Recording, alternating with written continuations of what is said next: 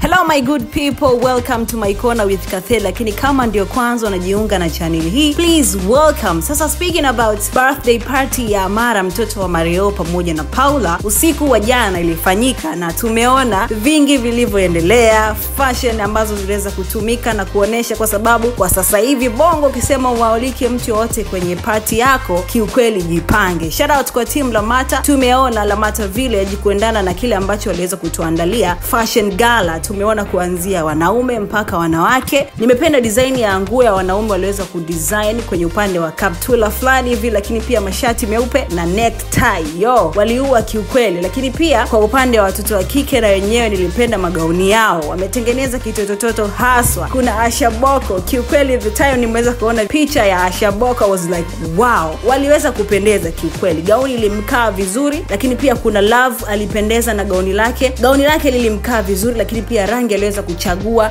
kiukweli perfect. Bila kusahau kuna Priska Limo, lakini pia kuna Lisa actress, vile vile kuna Judith na wengine kibao. Wote waliweza kupendeza, magauni yao kiukweli wameturudisha enzi za utoto. Wote waliweza kupendeza kiukweli. Lakini pia Dora ni moja kati ya mtu ambaye pia aliweza kuja na design ya peke yake kutokana na birthday ya mtoto Amara. Yeye aliweza kuvaa ndani pompas.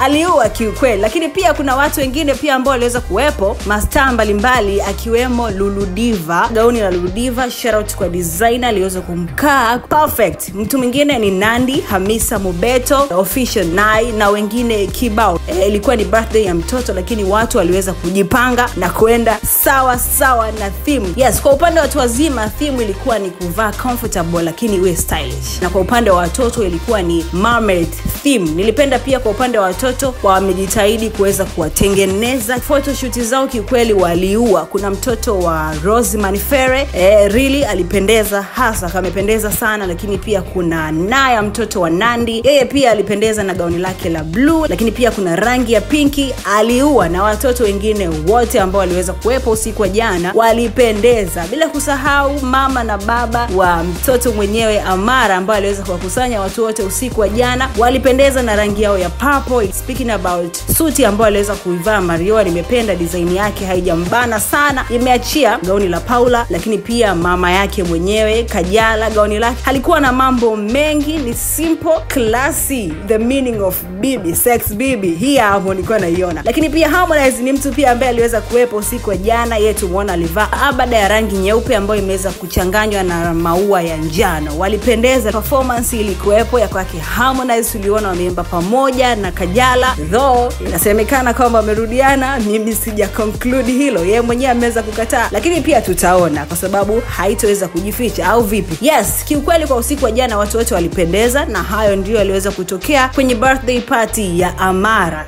Ni hayo tu ambayo yaliweza kutokea kwa usiku wa jana kwenye birthday party ya Amara. Unaweza kutuambia kwenye comment section ni nani hasa aliweza kuvutia zaidi kwa upande wako, lakini pia nani alizingua. Drop your comment there. Lakini pia usisahau usubscribe to our YouTube channel, click on the notification bell ili usiweze kupitwa na chochote kutoka kwetu. Lakini pia tufuatilie kwenye ukurasa wetu wa Instagram @mycornerwithkathe ili kuweza kupata entertainment stories za kila siku. Mimi naitwa Kathe. See you guys in the next video.